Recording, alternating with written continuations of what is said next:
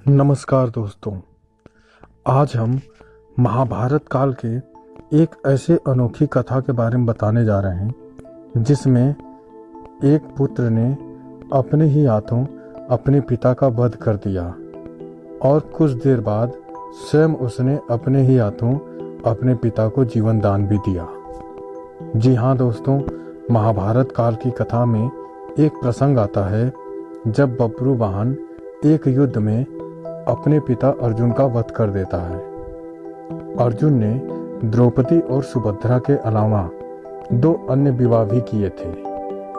एक नाग कन्या उलूपी से, जिससे उसके पुत्र अरावन पैदा हुआ था, जिसने महाभारत युद्ध में अपनी स्वैच्छिक बलि दी थी, तथा दूसरा विवाह उसने मणिपुर की राजकुमारी चित्रांगदा से किया था, जिससे बब्रुवाहन नाम का पुत्र पैदा हुआ था, जिसने एक युद्ध में स्वयं अपने पिता का वध किया था।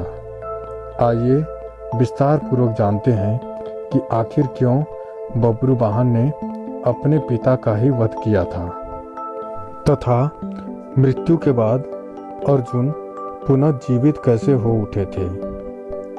महाभारत युद्ध में भीष्म पितामह की मृत्यु से युधिष्ठिर को बहुत दुख हुआ। तब महर्षि वेद व्यास ने व भगवान श्री कृष्ण ने उन्हें समझाया और धर्म पूर्वक शासन करने के लिए कहा। शोक का निवारण करने के लिए महर्षि वेद व्यास ने युधिष्ठिर से अश्वमेध यज्ञ करने के लिए भी कहा। तब युधिष्ठिर ने कहा कि इस समय राजकोष खाली हो चुका है। अश्वमेध यज्ञ करने के लिए बहुत से धन की आवश्यकता होती है, जो अभी उपलब्ध नहीं है। युधिष्ठिर की बात सुनकर महर्षि वेद व्यास ने बताया कि पूर्व काल में राजा मरुत ने एक बहुत बड़ा यज्ञ किया था। उस यज्ञ में उन्होंने ब्राह्मणों को बहुत सा सोना दान दिया था। बहुत अधिक मात्रा में होने के कारण ब्राह्मण भी वह सोना अपने साथ नहीं ले जा पाए और वह सोना आज भी हिमालय पर पड़ा हुआ है। उस धन से अश्वमेध यज्ञ किया जा सकता है। युधिष्ठिर ने ऐसा ही करने का निर्णय लिया। महर्षि वेद व्यास के कहने पर पांडव हिमालय गए और वहां राजा मरुत के धन को प्राप्त कर लिया। उस धन को ढोने के लिए पांडव बहुत से हाथी घोड़े व सेना लेकर गए थे, जिसमें 60,000 ऊंट, 1,20,00,000 घोड़े, 1,00,000 हाथी, रथ और छकड़े, इनके अलावा गधों और मनुष्यों की तो कोई गिनती ही नहीं थी। इस प्रकार इतना सारा धन पांडव हस्तिनापुर लेकर आए। पांडवों ने शुभ मुहूर्त देखकर यज्ञ का शुभारंभ किया और अर्जुन को रक्षक बनाकर घोड़ा छोड़ दिया। वह घोड़ा जहां भी जाता अर्जुन उसके पीछे पीछे जाते। अनेक राजाओं ने पांडवों की अधीनता स्वीकार कर ली। वहीं कुछ ने मैत्रीपूर्ण संबंधों के आधार पर पांडवों को कर देने की बात मान ली।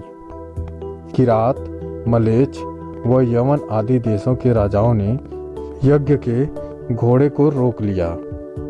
तब अर्जुन ने उनसे युद्ध करके उन्हें पराजित कर दिया। इस प्रकार विभिन्न देशों के राजाओं के साथ अर्जुन को कई बार युद्ध करना पड़ा। यज्ञ का घोड़ा घूमते घूमते मणिपुर राज्य पहुंच गया। यहाँ की राजकुमारी चित्रांगदा से अर्जुन का विवाह हुआ था, जिससे अर्जुन को बब्रुवाहन नाम का पुत्र प्राप्त हुआ था।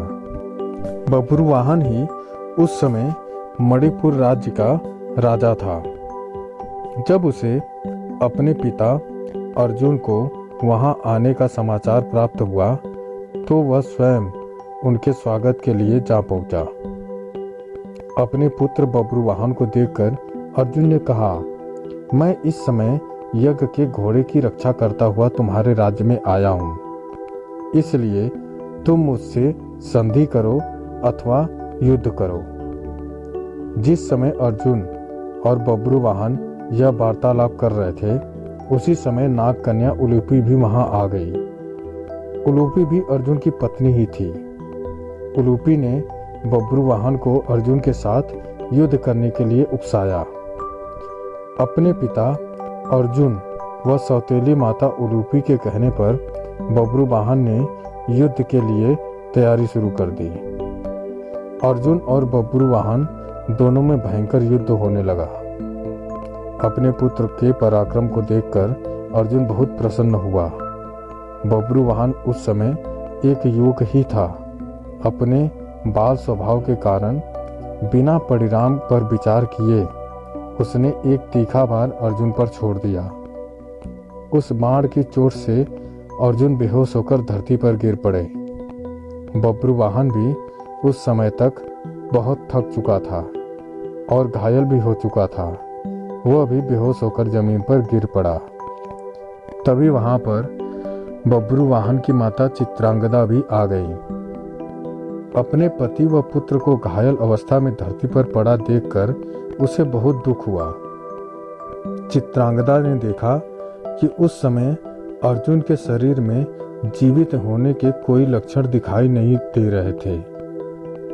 अपने पति को मृत अवस्था में देखकर वह फूट फूट कर रोने लगी। उसी समय बब्रुवाहन को भी होश आ गया।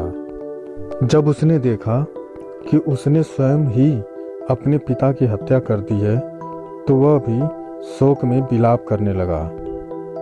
अर्जुन की मृत्यु से दुखी होकर चित्रांगदा और बब्रुवाहन दोनों ही आमरण उपवास पर बैठ गए।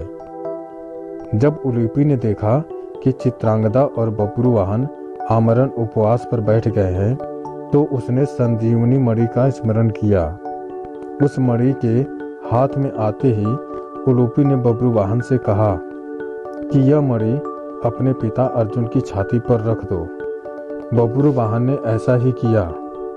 वह मणि अर्जुन की छाती पर रखते ही अर्जुन जीवित हो उठे। अर्जुन द्वारा पूछने पर उलूपी ने बताया कि यह मेरी ही मोहिनी माया थी। उलूपी ने बताया कि छल पूर्वक भीष्म पितामह का वध करने के कारण वसु देवता आपको श्राप देना चाहते थे। जब यह बात मुझे पता चली तो मैंने यह बात अपने पिता को बताई। तब उन्होंने वसुओं के पास जाकर ऐसा न करने के लिए प्रार्थना की। तब वसुओं ने प्रसन्न होकर कहा कि मणिपुर का राजा बब्रुवाहन अर्जुन का पुत्र है।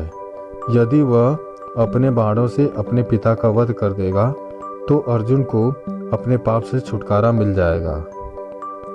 आपको वसुओं के श्राप से बचाने के लिए ही मैंने यह मोहिनी माया दिखलाई थी। इस प्रकार पूरी बात जानकर अर्जुन, बब्रुवाहन और चित्रांगदा भी प्रसन्न हो गए।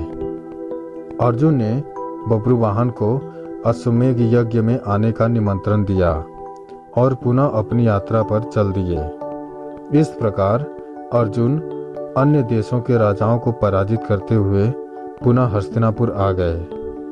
अर्जुन के आने की खबर सुनकर युधिष्ठिर आदि पांडव व श्री कृष्ण भी बहुत प्रसन्न हुए। तय समय पर उचित स्थान देखकर यज्ञ के लिए भूमि का चयन किया गया। शुभ मुहूर्त में यह प्रारंभ किया गया। यज्ञ को देखने के लिए दूर दूर से राजा महाराजा आए थे। पांडवों ने सभी का उचित आदर सत्कार भी किया। बब्रुवाहन, चित्रांगदा व उलूपी भी यज्ञ में शामिल होने के लिए आए थे। यज्ञ संपूर्ण होने पर युधिष्ठिर ने पूरी धरती ब्राह्मणों को ही दान में दे दी। तब महर्षि वेदव्यास ने कहा कि ब्राह्मणों की ओर से यह धरती मैं पुनः तुम्हें वापस करता हूँ। इसके बदले तुम सभी ब्राह्मणों को स्वर्ण दे दो। युधिष्ठिर ने ऐसा ही किया। युधिष्ठिर ने 3 गुना ज्यादा स्वर्ण ब्राह्मणों को दान में दिया। इतना दान पाकर ब्राह्मण भी तृप्त हो गए। ब्राह्मणों ने पांडवों को आशीर्वाद दिया। इस प्रकार अश्वमेध यज्ञ सकुशल संपन्न हो गया। तो दोस्तों, बब्रुवाहन तथा अर्जुन की यह कथा आपको कैसी लगी हमें कमेंट करके जरूर बताएं। अगर अच्छी लगी तो शेयर करें, सब्सक्राइब करें और लाइक करें। धन्यवाद।